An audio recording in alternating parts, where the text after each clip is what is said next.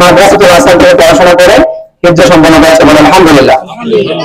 সে হাফিজুল কোরআনকে পাঠিয়ে দেওয়ার পরপরই 3 বছরের পূর্বে আলহামদুলিল্লাহ সত্যি অল্প সময়ের যে শিক্ষার্থী মাদ্রাসাতুল হাসানের দুর্গা শাখার শিক্ষার্থী আলহামদুলিল্লাহ মোহাম্মদ মুস্তাকিম মুজাদ্দিদি কোরআন কারীমের আজকে এই তেলাওয়াতের সর্বশেষ তেলাওয়াত যে শুরু করবেন ইনশাআল্লাহ। কোরআন কারীমের হিফজের সর্বশেষ সবকটি আজকে তেলাওয়াত করার মাধ্যমে শেষ করবেন আলহামদুলিল্লাহ। আমাদের হাফিজ হলো। আসসালামু আলাইকুম ওয়া রাহমাতুল্লাহ। নতুন দ্বিতীয় হাফিজুল কোরআন হাফিজ মুস্তাকিম, সে হিফজের পাশাপাশি ক্লাস 8ম শ্রেণীতে পড়াশোনা করছে ঢাকা সরকারি দাখিল মাদ্রাসা আমাদের আলিয়া শাখায়। তো আলহামদুলিল্লাহ আমাদের মাদ্রাসা সভাপতি জনাব আব্দুল মালিক সাহেব তাকে 200 টাকা উপহার দিয়েছে, বলে আলহামদুলিল্লাহ। মাদ্রাসাতুল হাসান হিফজুল কোরআন সরকার আমাদের দ্বিতীয় সাফল্য বলা যেতে পারে। আমাদের গত 3 বছর মাদ্রাসা প্রতিষ্ঠা হয়েছে, এখন 3 বছর পূর্ণ হয়নি। আল্লাহ পাকের দয়া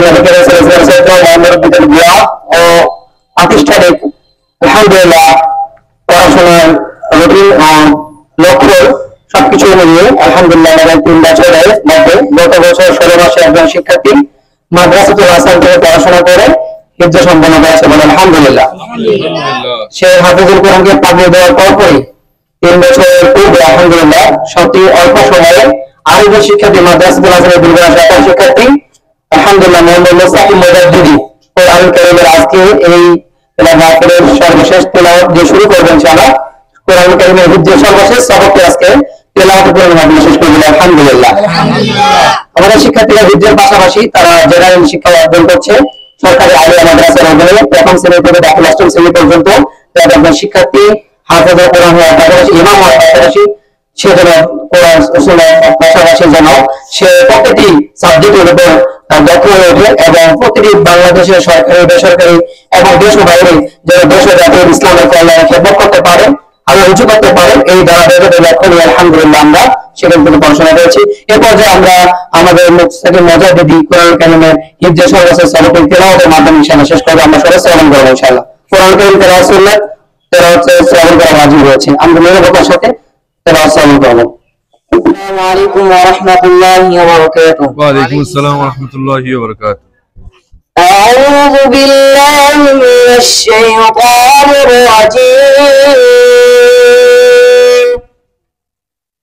بسم الله الرحمن الرحيم. أم تقولون إن ربنا إسماعيل وإسحاق ويعقوب والأسباط كانوا هودا أو نصارى قل أأنتم أعلم أم الله ومن أظلم ممن كتم شهادة عنده من الله وما الله بغافل عما تعملون تلك أمة قد خلت لها ما كسبت ولكم ما كسبتم ولا تسألون عما كانوا يعملون.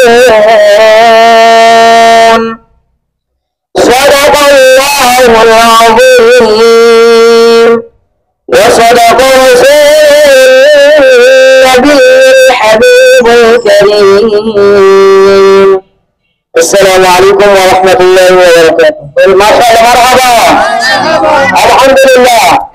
আলহামদুলিল্লাহ মাদ্রাসাতুল হাসান আহলে সুন্নাত জামাতের রেগুলার বাংলাদেশের মাদ্রাসাতুল হাসান জামিয়াতুল ইসলামিয়া আলিয়া মাদ্রাসা আলহামদুলিল্লাহ দ্বিতীয় হাফেজুল কোরআন আমাদের তৈরি হলো, বলে আলহামদুলিল্লাহ। ইনশাআল্লাহ সালাম আদান শেষে আমরা চলে যাব। সালাম ওয়ালাইকুম আসসালাম। আসসালামু আলাইকুম হাফিজ হলো। আসসালামু আলাইকুম ওয়া রাহমাতুল্লাহ। নতুন দ্বিতীয় হাফিজুল কোরআন হাফিজ মুস্তাকিম, সে হিফজের পাশাপাশি ক্লাস 8ম শ্রেণীতে পড়াশোনা করছে ঢাকা সরকারি দাখিল মাদ্রাসা আমাদের আলিয়া শাখায়। তো আলহামদুলিল্লাহ আমাদের মাদ্রাসা সভাপতি জনাব আব্দুল মালিক সাহেব ওনাকে 200 টাকা উপহার দিয়েছে। আলহামদুলিল্লাহ। আলহামদুলিল্লাহ। সবাইকে মনোযোগ দিয়ে পড়াশোনা করা, আল্লাহ তাআলা সবাই আমিন।